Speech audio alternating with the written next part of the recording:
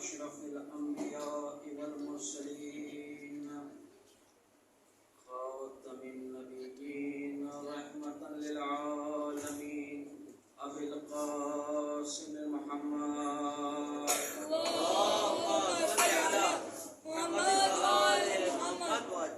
وعلى آله الطيبين الطاهرين المعصومين المظلومين ولعنة الله على أعدائهم أجمعين من يومنا هذا إلى قيام يوم الدين.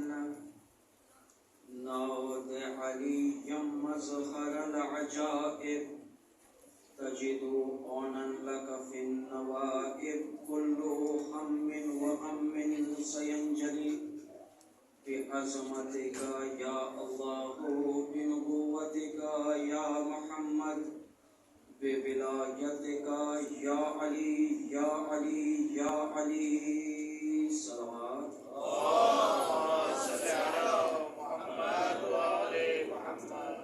أما بعد السلام عليك يا أبا عبد الله وعلى الأرواح التي حلت بفنائك عليك مني جميعا سلام الله أبدا ما بقيت وبقي الليل والنهار ولا جعل الله الآخر مني زيارتكم. السلام على الحسين وعلى علي بن الحسين وعلى أولاد الحسين وعلى أصحاب الحسين صلوات اللهم صل على محمد وعلى محمد. شروع خالق کائنات کے اس بابرکت و باعزت نام سے جو بڑا مہربان نہایت رحم کرنے والا ہے. تمام تر تعریفیں اس مالک حقیقی کے لیے کہ جس کا ایک قبضہ قدرت میں ہم سب کی جان ہے. درود و سلام محمد وعلی محمد کے لیے.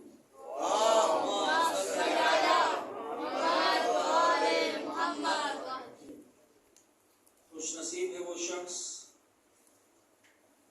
کہ جو اپنی روح کو پروان چڑھانے کے لیے حسین کے در پر آتا ہے. اس لیے کہ حسین عطا کرتے ہیں. کیسے عطا کرتے ہیں وہ حسین جانے اور حسین کا رب جانے. کس انداز سے عطا کرتے ہیں وہ حسین جانے, حسین کی ماں جانے اور پروردگار جانے. اس لیے کہ ہم وہ قوم ہیں کہ جو دعائے سیدہ سے اس دنیا میں آئے. ہم وہ قوم ہیں کہ جن کو گریہ نصیب ہوا امام کے اوپر. اس سے پہلے کہ میں آغاز کروں اپنی مجلس کا, جس جگہ پر ہم بیٹھے ہیں یہ وہ جگہ ہے کہ جہاں پر تعلیمات اہل بیت دی جاتی ہے. یعنی تبلیغ کا کام ہوتا ہے اس جگہ پر.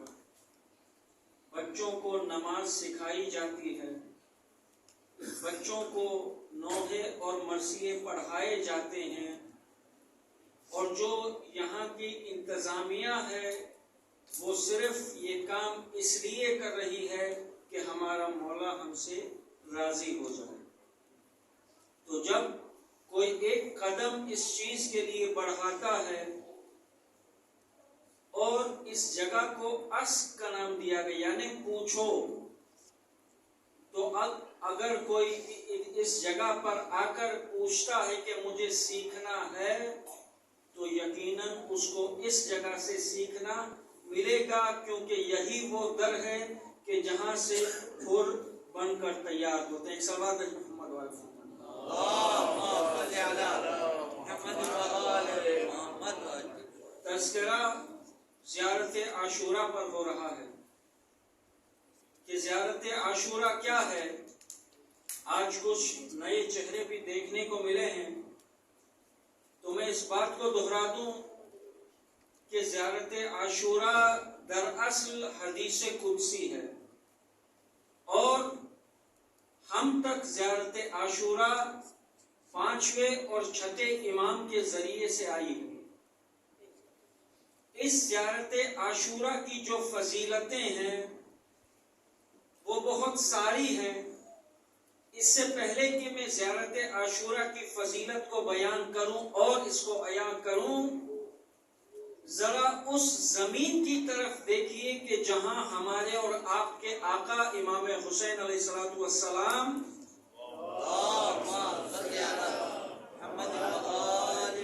مدفن ہیں. یہ کربلا وہ زمین ہے کہ جو ایک ریگستان تھا جسے کوئی جانتا نہیں تھا. اب جب امام نے اس زمین پر قدم رکھا تو جس زمین کو کوئی جانتا نہیں تھا، جو خاک ایک عام سی خاک تھی، جب حسین کا خون اس خاک پر گرا تو اس خاک کی فضیلت اتنی ہو گئی کہ اگر کوئی بیمار ہے اور یقین کے ساتھ اس خاک کو چکھتا ہے تو وہ خاک میں اتنی طاقت آ جاتی ہے کہ وہ خاک حسین سے جو منسوب ہو گئی وہ شفا دیتی ہے. یہ خاک کربلا کی عظمت ہے. اور خاک کربلا، اگر انسان اس زمین کربلا پر پہنچ جاتا ہے تو بہت ساری روایتیں ہمیں ملتی ہیں کہ اس کی زندگی کا شمار نہیں ہوتا، یعنی اس کی زندگی رک جاتی ہے. یہاں پر امام کی ایک فضیلت یہ عیاں ہوتی ہے کہ امام اگر چاہے تو انسان کی زندگی کو روک سکتے ہیں بإذن پروردگار. تو وہ حسین ہم کو اور آپ کو کیا عطا نہیں کر سکتے؟ ایک صلوات بھیج محمد وآل محمد.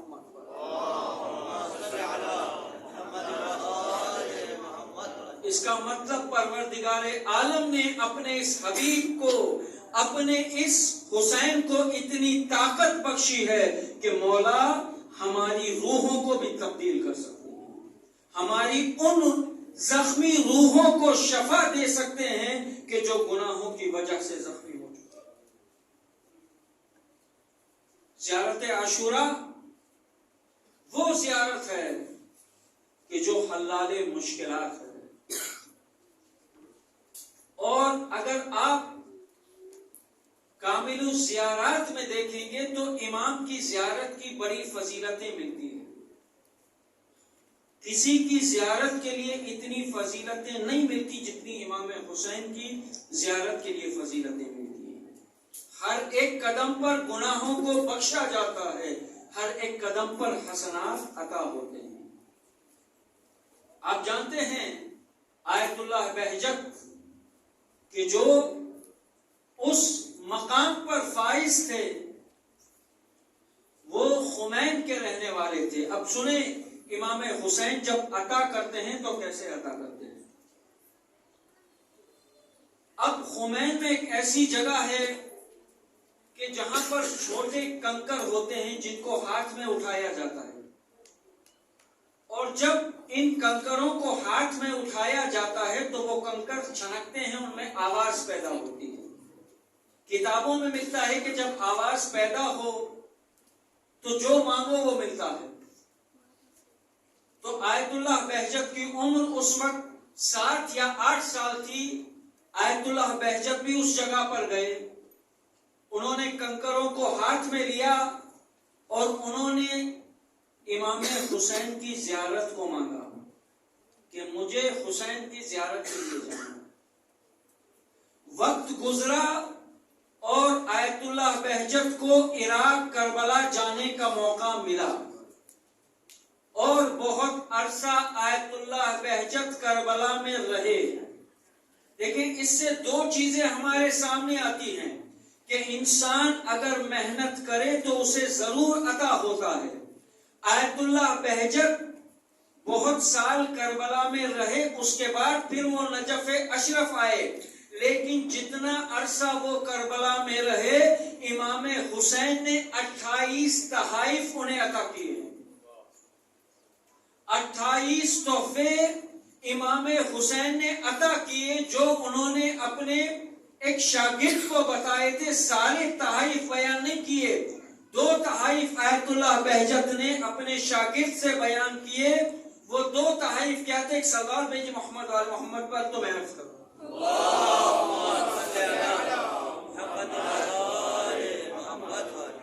جب وہ عالم دین ان سے ملنے کے لیے آئے تو ان سے پوچھا کہ کیا جو 28 تحفے امام حسین نے آپ کو عطا کیے آپ کے پاس اب بھی موجود ہیں؟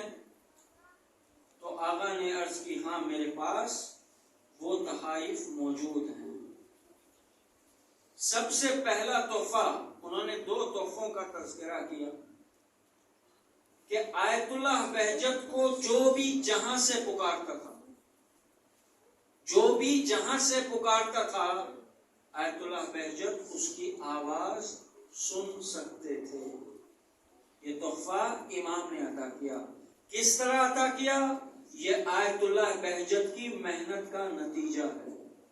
یعنی اگر انسان اس فرش عزا پر آ کر خلوص نیت کے ساتھ امام سے جو بھی مانگتا ہے امام اسے عطا کرتے ہیں۔ ایک صلوات علی محمد وعلی محمد۔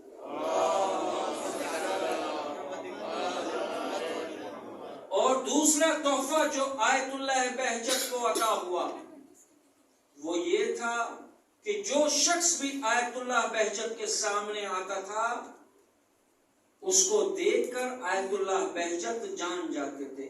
یعنی آیت اللہ بہجت کی بصیرت کی آنکھ کھلی ہوئی تھی۔ تو یہ تحفے کس نے عطا کیے؟ امام حسین نے عطا کیے۔ جو امام سے اپنے آپ کو ملا دیتا ہے نا پھر امام اسے کبھی خالی ہاتھ نہیں لوٹاتا۔ ایک صلوات محمد والی۔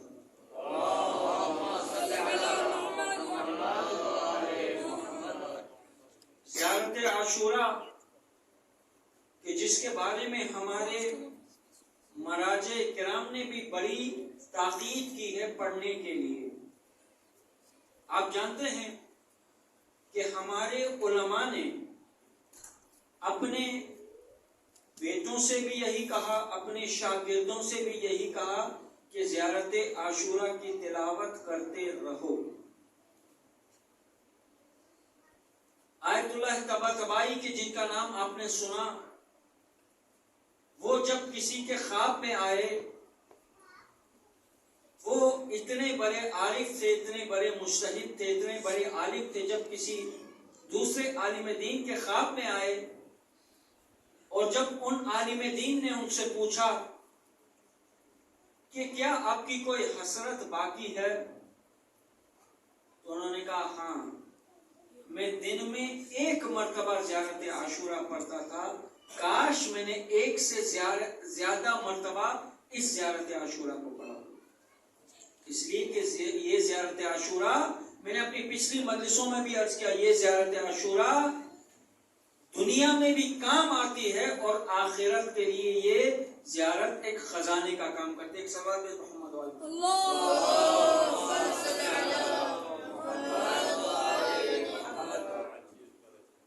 زیارت عاشورہ میں نے کہا کہ زیارت ہے کہ جس کے پوری زیارت کی تفسیر کرنا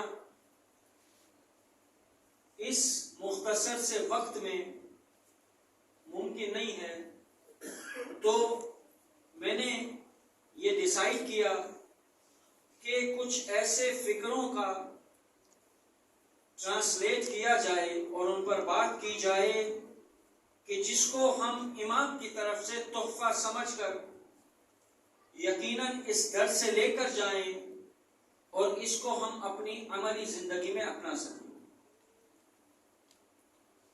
زیارت عاشورہ جب آپ پڑھیں گے تو اس میں کچھ فکرے ایسے آئیں گے، السلام علیکم یا ابا عبداللہ انی سلم لمن سالمکم و حرب لمن حاربکم، جس کا ترجمہ ہے یا ابا عبداللہ میری اصلاح آپ سے ہے اور میری جنگ ان سے ہے جن سے آپ کی جنگ ہے۔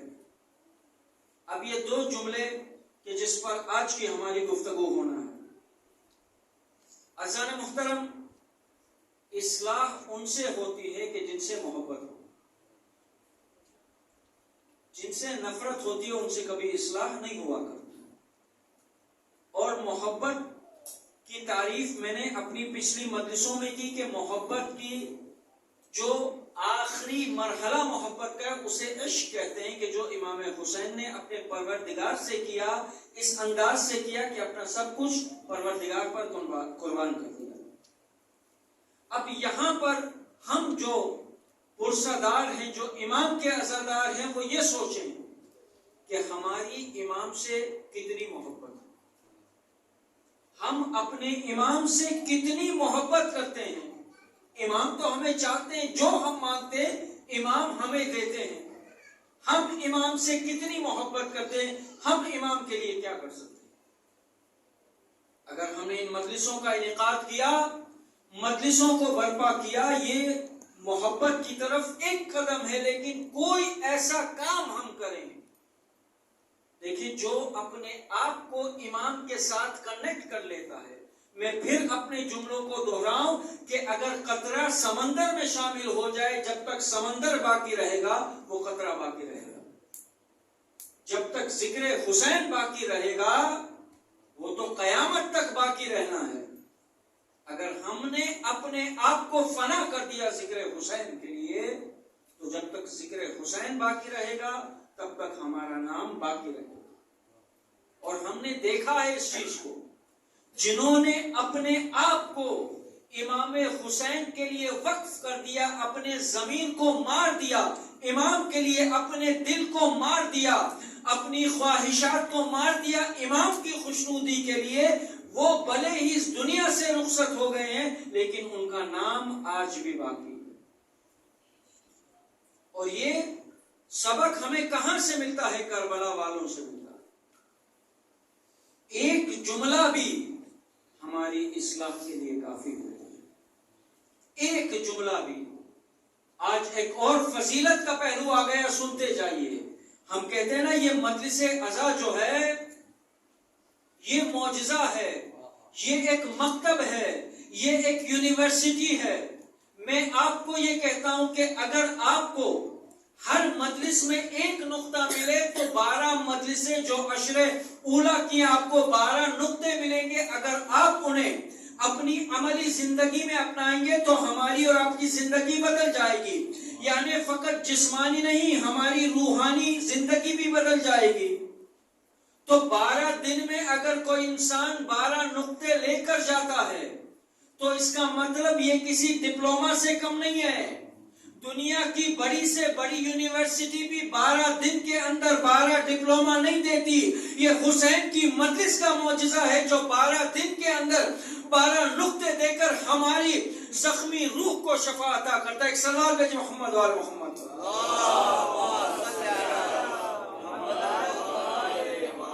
اس سے بڑا معجزہ کیا ہوگا؟ اس سے بڑا معجزہ کیا ہوگا؟ اگر کسی کو حر بننا ہے تو وہ اس فرش عزا پر آئے، اگر کسی کو حبیب ابن مظاہر بننا ہے تو وہ اس فرش عزا پر آئے۔ آج ہمیں جناب حر کا تذکرہ کرنا ہے، وہ جناب حر کہ جن کو امام حسین نے ایک جملہ کہا تھا، اے حر تمہاری ماں تمہارے غم میں ماتم ہو۔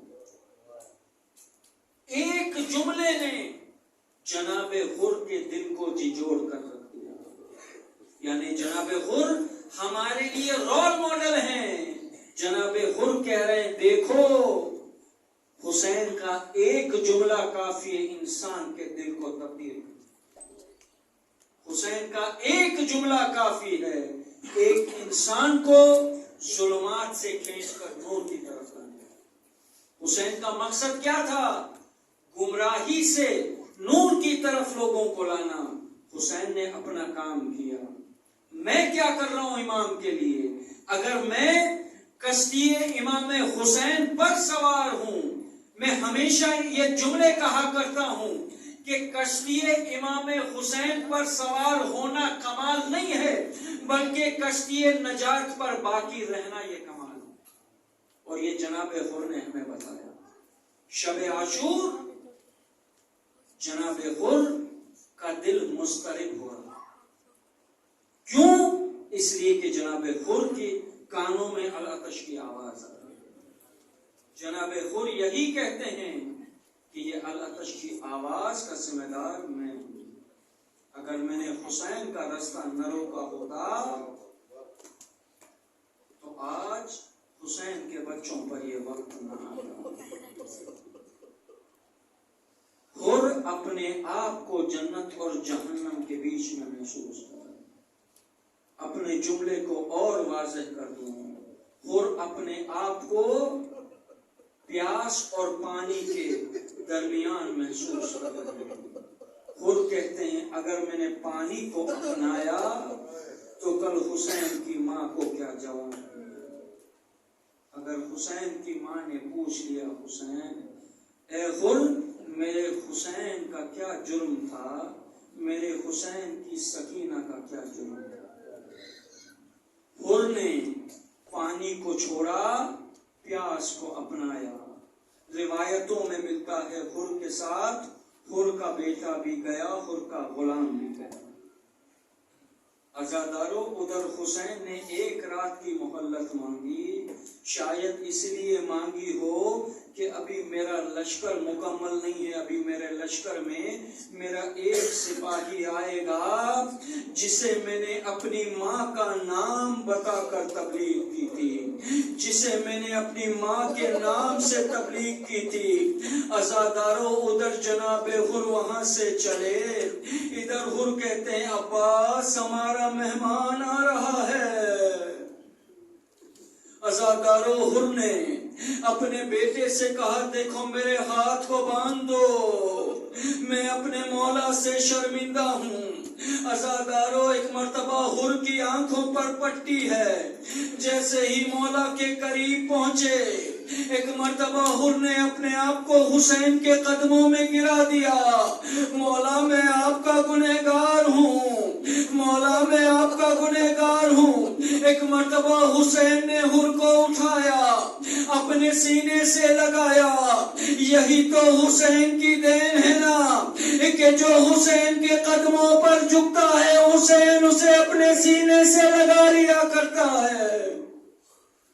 عزادارو، ایک مرتبہ حسین نے حسرت بھری نظروں سے حر کی طرف دیکھا، اے میرے بھائی حر، اے میرے مہمان حر، جب تم دشمن بن کر ملے تھے میں نے تمہیں سیراب کیا تھا، ساقی کوثر کا بیٹا شرمندہ ہے۔ جب بھائی بن کر ملے ہو، جب دوست بن کر ملے ہو تو میرے پاس پانی دینے کے لیے بھی نہیں ہے۔ عزادارو، جناب حر کہتے ہیں مولا میری خطا معاف ہونے کے قابل ہے یا نہیں ہے؟ کہا حر میں نے تمہیں معاف کیا، میرے خدا نے تمہیں معاف کیا۔ عزادارو، یہاں پر شاعر نے عجیب شعر کہا، بسد خلوص بسد احترام بیچا ہے، نبی پسند کرے وہ انعام بیچا ہے۔ خوشا نصیب تجھے حر جناب زینب نے دعا کے دوست پہ رکھ کر سلام بھیجا ہے۔ عزادارو، ایک مرتبہ جناب حر کہتے ہیں مولا میں کب سمجھوں گا کہ آپ نے مجھے معاف کر دیا کہ سب سے پہلے میرے بیٹے کو جنگ میں جانے کی اجازت دیجیے۔ ایک مرتبہ حسین نے حر کے بیٹے کو اجازت دی، حر کے بیٹے نے جنگ کی۔ ایک مرتبہ اپنے بابا کو آخری سلام کیا۔ بس عزیزو، آخری جملے ہیں، خدا آپ کی بکا کو قبول کرے، خدا آپ کے آنسوؤں کو رومال سیدہ میں جگہ دے۔ یقیناً کسی کے سرہانے حسین کی غریب ماں اپنے زخمی پہلو پر ہاتھ رکھ کر بیٹھ کر کہہ رہی ہوگی، اے میرے بیٹے کے پرسدارو، یہ آنسو میرے حوالے کرو، یہ میرے حسین کے زخموں کا مرہم ہے۔ عزادارو، حر کے بیٹے نے آواز دی۔ ایک مرتبہ حر اپنے بیٹے کے لاشے پر جانا چاہتے ہیں کہ حسین نے حر کے کندھے پر ہاتھ رکھا۔ اے حر، بوڑھا باپ جوان کے بیٹے پر نہیں جایا کرتا، میں ہاتھوں کو جوڑ کر کہوں گا، اے میرے کربلا کے مولا، جب حر کا بیٹا شہید ہوا تو آپ کندھے پر ہاتھ رکھنے کے لیے موجود تھے،